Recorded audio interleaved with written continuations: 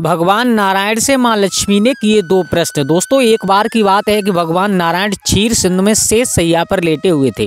माँ लक्ष्मी उनकी सेवा कर रही थी, पैर दबा रही थी। पैर दबाते दबाते माँ लक्ष्मी के दिमाग में एक बात आई, तो भगवान नारायण से पूछा है, प्रभु मेरे दिल में तो प्रश्न चल रहे हैं, उनकी शंका का समाधान कर दीजिए आप उत्तर दे करके।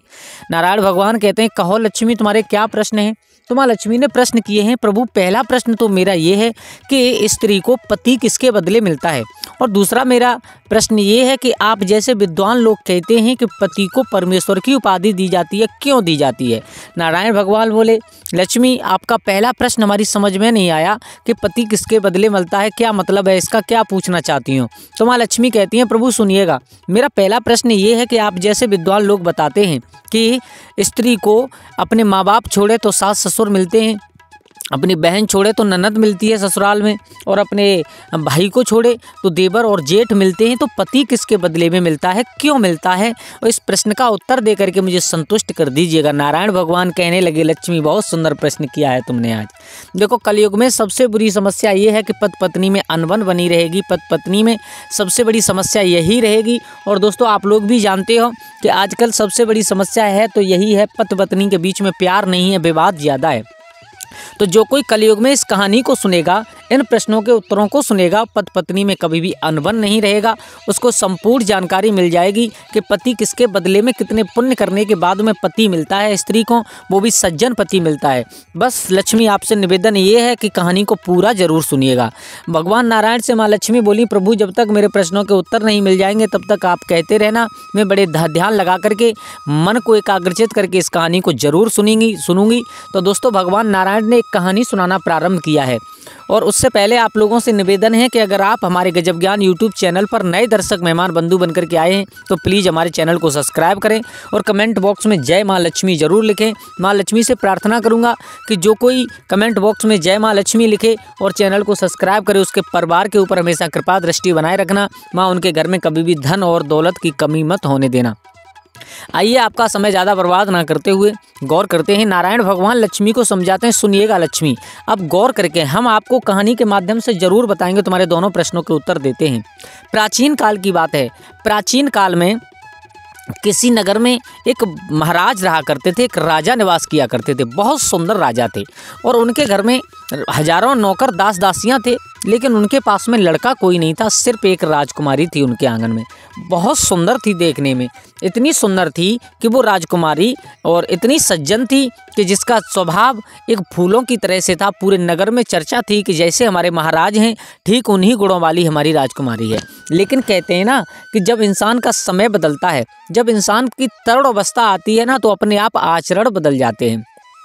जब वो राजकुमारी थोड़ी थोड़ी जवान होने लगी है तो उसका एक जो गांव का ही यानी उसी नगर का महाराज का ही एक नौकर था, उस नौकर के साथ में उस राजकुमारी के नैन चल गए, यानी वो बदचलन होने लगी है उस नौकर के साथ में और गलत व्यवहार होने लगा है।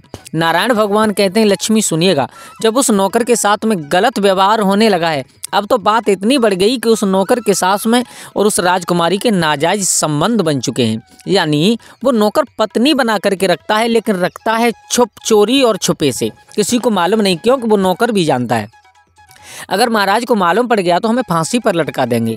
और दूसरी बात, हमारी इतनी औकात नहीं है, इतनी हिम्मत नहीं है जो हम महाराज के सामने कुछ कह सकें। और तीसरी बात यह है कि इस राजकुमारी के साथ में हमारा विवाह नहीं हो सकता, क्योंकि हम एक नौकर हैं और ये एक बहुत सुंदर महाराज, हमारे ही महाराज की नौकरानी, महाराज की राजकुमारी है। दोस्तों, नौकर सब कुछ जानता है लेकिन मानता किसी की नहीं है। उस राजकुमारी से बहुत गलत संबंध हो गए। अब जब बिटिया सयानी हुई, बिटिया जब जवान हुई, तो माँ बाप ने एक दिन बैठ करके सलाह बनाई है कि अपनी बिटिया के लिए कोई सुंदर सा राजकुमार, कोई राजघराना देख करके अपनी राजकुमारी का विवाह कर देते हैं। मेरे भैया, जब राजकुमारी के कानों में ये आवाज़ पहुंची है तो वो चिंतित होने लगी, विचार करने लगी, अगर मेरी शादी हो गई तो मुझे अपने प्रेमी को छोड़ करके जाना पड़ेगा। ये नगर छूट जाएगा, सब कुछ छूट जाएगा, मेरा प्रेमी तक छूट जाएगा। अब मैं करूं तो करूं क्या। अब वो बेचारी 1 दिन 2 दिन 3 दिन हो गए, न तो खाना खाती है, न कुछ काम करती है, सिर्फ और सिर्फ इसी सोच विचार में लगी रहती है। अब क्या करें क्या नहीं करें, कोई बात समझ में नहीं आ रही है। हमारे पिता ने एक लड़का देखा है, और उसके साथ में विवाह करना चाहते हैं। विवाह हो गया तो सब अरमान अधूरे रह जाएंगे।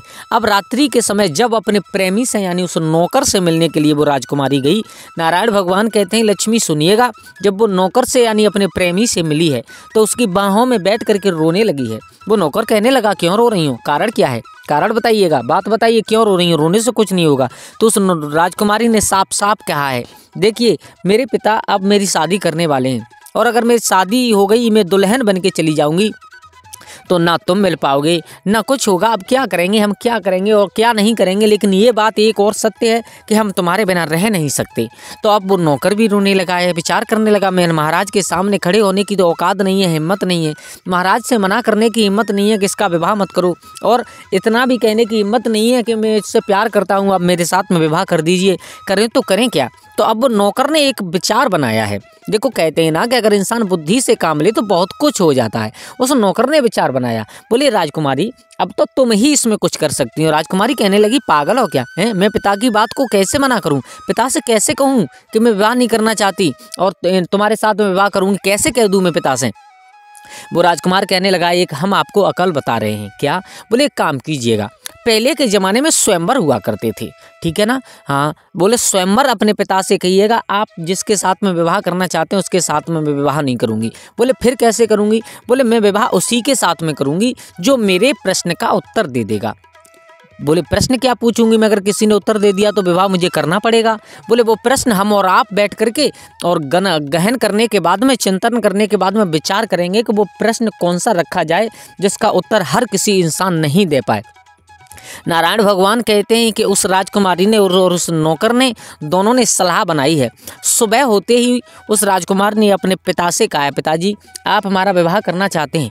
फिर राजा कहने लगे हाँ बेटी, ये माँ बाप का धर्म होता है कि बेटी का विवाह जब बेटी जवान हो जाए तो उसका विवाह जरूर कर देना चाहिए। बेटा हम अपना कर्म कर रहे हैं, हम तुम्हारा विवाह करना चाहते हैं, एक बहुत सुंदर राजकुमार है और बहुत सुंदर परिवार है, राजघराने का है, तो उसके साथ में हम तुम्हारा विवाह कर देंगे। वो बेटी कहने लगी पिताजी हम ऐसे विवाह नहीं करेंगे। बोले फिर कैसे करोगे, बोले हम विवाह करेंगे कि जो कोई हमारे प्रश्न का उत्तर दे देगा हम उसके साथ में विवाह करेंगे। वो राजा कहने लगा बेटा तुम्हारा प्रश्न क्या है। बोले वो हम आपको नहीं बता सकते, हो सकता है कि आप उस राजकुमार को जाकर के इस प्रश्न का उत्तर बता दें तो वो हमारे साथ में और विवाह कर ले, इसलिए हम उसी से विवाह करेंगे जो विद्वान होगा और हमारे प्रश्न का उत्तर दे दिया जाएगा। पिता को थोड़ा दुख हुआ, लेकिन दुख होने के बाद फिर विचार करने लगे चलो कोई बात नहीं है, अगर विद्वान के साथ में विवाह करना चाहती है तो हो सकता है इसका कोई प्रश्न हो। अब तो चारों तरफ राजा ने पत्र लिख करके भेज दिए हैं कि हमारी बेटी के प्रश्न का उत्तर जो कोई देगा उसके साथ में हम अपनी बेटी का विवाह कर देंगे और आधे राज्य का मालिक बना देंगे। मेरे भैया लेकिन होना राजकुमार चाहिए।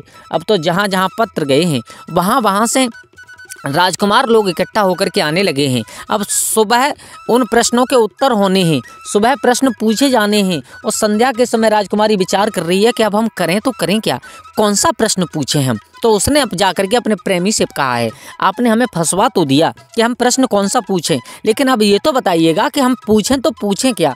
वो कहने लगा है नौकर इसके बारे में मुझे भी जानकारी नहीं है, आप ही कुछ विचार कीजिएगा जो आप अच्छा सा और एक कठिन सा प्रश्न पूछिएगा जिसका उत्तर हर कोई ना दे पाए। मेरे भैया अब वो राजकुमारी और ज़्यादा चिंता में पड़ जाती है। बोले इस प्रेमी के चक्कर में तो हम ही फंस गए, हमारे पास में कोई ऐसा प्रश्न नहीं है जिस प्रश्न का हम उत्तर दे सकें। लेकिन कहते हैं ना कि इंसान अगर बुद्धि से काम लेता है तो ताकत भी फेल हो जाती है उस जगह पर। नारायण भगवान समझाते हैं लक्ष्मी अब सुनिएगा ध्यान लगा करके, अब कहानी में कुछ अलग ही ट्विस्ट आने वाला है मेरे भैया। अब जैसे ही वो राजकुमारी लौट करके प्रेमी के पास से अपनी माँ के पास आई है, माँ के गले से मिल करके बहुत रोई है। माँ कहने लगी बेटा क्यों रो रही हो। बोले माँ मैं इसलिए रो रही हूँ, आप ये बताइए आप मेरी शादी क्यों कराना चाहते हैं। माँ कहने लगी बोले बेटा तुम पागल हो, माँ बाप का ये धर्म होता है कि बेटी अगर घर में जवान हो जाए तो उसका विवाह कर देना चाहिए। बेटी कहने लगी है माँ क्यों विवाह कर देना चाहिए, इसका कारण क्या है, ये शादी क्यों जरूरी है। तो माँ कहने लगी है बेटा ये सृष्टि का नियम है, ये सृष्टि का नियम है कि विवाह करके और सृष्टि की को आगे बढ़ाने के में, और जो ब्रह्मा जी ने सृष्टि को आगे बढ़ाया था, सृष्टि को विवाह करने के बाद में आगे जरूर बढ़ाना चाहिए। माँ से वो बेटी राजकुमारी बोली है माँ विवाह करने के बाद में अच्छा एक बात बताइए, आप इतने अच्छे हो, मेरी माँ इतनी अच्छी है, मैं तुम्हें छोड़ करके कैसे चली जाऊँ। माँ ने समझाया बोले बेटा पागल हो तुम, हैं मुझे छोड़ करके जाऊंगी तो तुम्हारी सास मिलेगी क्या। बोले हाँ तुम्हारी सास मिलेगी, उसे अपनी माँ समझना। बेटी कहने लगी चलो माँ ने एक जवाब तो दे दिया। अच्छा ये बताओ माँ, मेरे पिता कितने अच्छे हैं, मैं अपने पिता को छोड़ करके जाऊँगी तो कैसे काम चलेगा। वो कहने लगी है कि बेटा जब तुम अपने पिता को छोड़ करके जाओगी तो वहाँ पर तुम्हें ससुर मिलेंगे, उनको माँ बाप का दर्जा देना। राजकुमारी कहने लगी है अच्छा माँ ये बताइएगा, अब मैं अपने बड़े भाई और छोटे भाई को छोड़ करके जाऊँगी फिर क्या होगा। बोले बेटे उनके बदले में तुम्हें और वहाँ पर जेठ और देवर दोनों मिल जाएंगे। अच्छा माँ मेरी बहन होती, मैं उस बहन को छोड़ करके जाऊँ फिर क्या होगा। बोले उसके बदले में तुम्हें ननद मिलेगी। बेटा तुम पागल हो, किसी ना किसी के बदले में हर कोई मिल जाता है। एकदम बेटी के दिमाग में एक प्रश्न आया। बोले माँ ये बता, माँ बाप के बदले में सास ससुर मिल जाते हैं, बहन के बदले में ननद मिल जाती है, भाइयों के बदले में देवर और जेठ मिल जाते हैं और भाभियों के बदले में जेठानी देवरानी मिल जाती है, लेकिन माँ ये बता पति किसके बदले में मिलता है। मैं संसार में अपने पीहर में अपने मायके में तुम्हारे यहाँ पर ऐसी कौन सी चीज़ छोड़ करके जाऊँगी जिसके बदले में मुझे पति मिलेगा। अब तो माँ चक्कर खा गई। बोले माँ विचार करने लगी बेटा ये तूने क्या पूछ लिया। वो राजकुमारी खुशी हो जाती है। बोले ये प्रश्न सबसे अच्छा है, मैं इस प्रश्न को पूछूंगी और इस प्रश्न का जवाब हर कोई नहीं दे पाएगा। नारायण भगवान कहते हैं लक्ष्मी अब ध्यान लगा करके सुनिएगा। जैसे ही सब लोगों को बुलाया गया है, जितने वहाँ पर राजकुमार एकत्रित हुए थे, उन सब राजकुमारों के सामने उस राजकुमारी ने एक ही यही प्रश्न रख दिया। अच्छा आप में से जितने विद्वान हैं हमसे शादी की इच्छा लेकर के आए हैं, वो केवल एक बात बता दें हम कि माँ बाप के बदले में सास ससुर मिल जाते हैं और जब बहन के बदले में ननद मिल जाती है, देवर जेठ मिल जाते हैं, भाइयों के बदले में भाभियों के बदले में देवरानी जेठानी मिल जाती हैं, लेकिन ये बताइएगा पति स्त्री को किसके बदले में मिलता है। अब सब जितने भी राजकुमार थे एक दूसरे के चेहरा की तरफ देखने लगे हैं। किसी के पास में इस बात का उत्तर नहीं था। कोई कुछ कहता है, कोई कुछ कहता है, लेकिन बात जब सटीक नहीं बैठी, राजकुमारी ने सबको वहाँ से भगा दिया है, किसी के साथ में विवाह नहीं किया। अब तो पिता और ज़्यादा चिंतित होने लगे हैं। मेरे भैया अब तो चारों तरफ चर्चा फैल जाती है कि उस राजकुमारी को क्या हुआ है, जो उसने ऐसा प्रश्न रखा है उसी के साथ में विवाह करेगी, जो उसके प्रश्न का उत्तर देगा। प्रश्न चारों तरफ फैल जाता है। अब वो अपने प्रेमी के पास में रात्रि के समय आई है, बड़ी खुशी मनाई है। बोले हमारे ऐसा प्रश्न मिल गया है जिसका उत्तर आप भी नहीं दे सकते हो। बोले क्या, साफ साफ बताया। बोले ये प्रश्न है। वो विचार करने लगा है नौकर। बोले वाह राजकुमारी, तुम जितनी सुंदर दिखाई देती हो उतने ही सुंदर तुम और उतनी ही तेज हो, उतनी ही बुद्धिमान हो। अब जब चारों तरफ बात फैल जाती है, पिता और माँ तो चिंतित रहने लगे हैं, लेकिन वहीं पर एक पड़ोसी राजा था, उसका एक राजकुमार था जो गुरुकुल में पढ़ रहा था। उस समय वहाँ पर मौजूद नहीं था। जब वो गुरुकुल से पढ़ कर के वापस आया है, उसने सुना है अपने पिता के मुख से कि हमारे पड़ोसी राजा की बिटिया है, उसका ये प्रश्न है और ये वो लड़की उसी के साथ में विवाह करेगी जिसके साथ में, और जो उस राजकुमारी के इस प्रश्न का उत्तर दे देगा कि पति किसके बदले में ससुराल में मिलता है। नारायण भगवान समझाते हैं लक्ष्मी सुनिएगा ध्यान लगा करके। अब वो राजकुमार जो गुरुकुल से लौट करके आया था, सीधे महाराज के दरबार में पहुंचा है। महाराज से कहा है महाराज हम आपकी बेटी के प्रश्न का उत्तर देने के लिए आए हैं और उसका विवाह हमारे साथ में आप करा दीजिएगा। तो राजकुमार से महाराज कहने लगे हैं ठीक है, हम अपनी बिटिया को बुलाते हैं। हालांकि यहाँ से बड़े बड़े सब विद्वान लोग चले गए हैं, सब विद्वान लोग भाग गए हैं, किसी से हमारी बेटी के प्रश्न का उत्तर नहीं दिया गया है। आप अभी छोटे से हो। फिर उस राजा ने भगवान से प्रार्थना की है। बोले भगवान हो सकता है हमारी बेटी के प्रश्न का उत्तर ये राजकुमार दे दे, तो ये राजकुमार देखने में भी बड़ा सुंदर लगता है। इसलिए मैं ये विचार करता हूँ कि इसके मुख से किसी प्रकार उत्तर निकल जाए जिससे मेरी बेटी का विवाह इसके साथ में हो जाए। तो कहते हैं ना कि जैसी बुजुर्गों की इच्छा होती है भगवान भी वही मंजूर कर लेते हैं। मेरे भैया अब राजकुमारी वहाँ पर आई है। राजकुमारी ने राजकुमार के चेहरा को देखा, चेहरा को देख करके कहा है क्या तुम हमसे विवाह करोगे। राजकुमार कहने लगा है विवाह आप करना चाहे मत करना, मुझे इस बात की दिक्कत नहीं है, इस बात की चिंता नहीं है कि मैं आपसे विवाह हो जाए मेरा, लेकिन मैं आपके प्रश्न का उत्तर देने के लिए आया हूँ। तो वो राजकुमारी कहने लगी है आपको मेरे प्रश्न मालूम है। बोले हाँ मालूम है। बोले एक बार फिर मेरे मुख से सुन लीजिएगा। सास ससुर के बदले सास ससुर मिलते हैं माँ बाप के बदले में, और बहन के बदले में ननद मिल जाती हैं स्त्री को जब अपनी ससुराल जाती है तब, और माँ के बदले में सास मिल जाती है, यानी भाभियों के बदले में देवरानी जेठानी मिल जाती हैं, जेठ और देवर मिल जाते हैं भाइयों के बदले में, लेकिन पति किसके बदले में मिलता है। तो आज वो राजकुमार कहने लगा है राजकुमारी तुम्हारा प्रश्न हालांकि बहुत सुंदर है। उधर नारायण नारायण भगवान बताते हैं, लक्ष्मी अब तुम्हारे पहले प्रश्न का उत्तर मिलने वाला है और दूसरे प्रश्न का भी हम आपको उत्तर देंगे, बस थोड़ी देर और आप ध्यान लगा करके सुनते रहिएगा। और दोस्तों आपसे निवेदन है कि अगर आपने अभी कमेंट बॉक्स में जय माँ लक्ष्मी नहीं लिखा है तो एक बार माँ लक्ष्मी के नाम की हाजिरी जरूर लगाइएगा। माँ लक्ष्मी से मैं प्रार्थना करूंगा परिवार के ऊपर, इनके परिवार के ऊपर कृपा दृष्टि सदैव बरसाती रहें और चैनल को सब्सक्राइब कर लेना। अब वो राजकुमार कहता है, सुनिएगा राजकुमारी, स्त्री के पास में सबसे अनमोल चीज़ क्या हुआ करती है? कौन सी चीज़ होती है स्त्री के पास जो सबसे अनमोल होती है? मेरे भैया वो राजकुमारी चौंक गई, बोले आप ही बताइएगा, आप तो हमारे उत्तर देने के बजाय हमसे प्रश्न और कर रहे हो। तो वो राजकुमार कहता है, सुनिएगा, स्त्री के पास में स्त्री अपनी सब कुछ खो दे लेकिन वो सब कुछ वापस मिल जाता है, लेकिन स्त्री के पास में एक चरित्र ऐसा हुआ करता है जो चरित्र अगर स्त्री खो दे तो वो कभी वापस नहीं आता। स्त्री के पास में एक इज्जत ऐसी हुआ करती है, स्त्री का गहना ही हमेशा आभूषण ही इज्जत हुआ करती है। अगर स्त्री अपनी इज्जत को उतार दे स्त्री का तो गहना यानी सब कुछ चला जाता है। स्त्री का सबसे बड़ा आभूषण होता है वो इज्जत हुआ करती है। दूसरी बात, स्त्री अपनी इज्जत उतारने पर आ जाए तो ध्यान रखना अपने मायके में अपने माँ बाप के यहाँ पर ही अपना कुंवारापन छोड़ देती है। लेकिन आपके प्रश्न का उत्तर ये है कि सबके बदले में सब मिल जाते हैं, लेकिन पति मिलता है जब स्त्री अपना कुंवारापन अपने मायके में अपने माँ बाप के पास में छोड़ती है, उसके बदले में उसको पति मिल जाता है।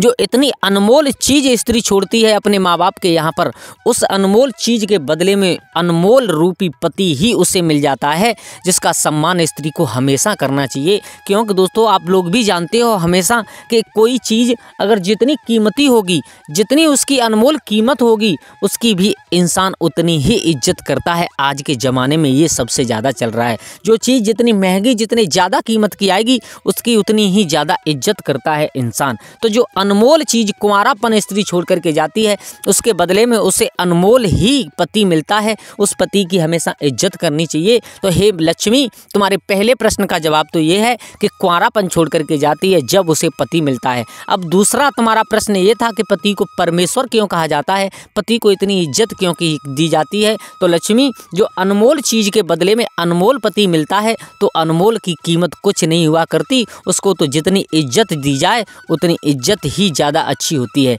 तो दोस्तों आशा करता हूँ आप लोगों को हमारी कहानी अच्छी लगी होगी। आप लोगों का बहुत बहुत धन्यवाद जो आप लोगों ने वीडियो को पूरा देखा। और हाँ, ये हमारे कुछ भाइयों ने नाम लेने की अपील की थी।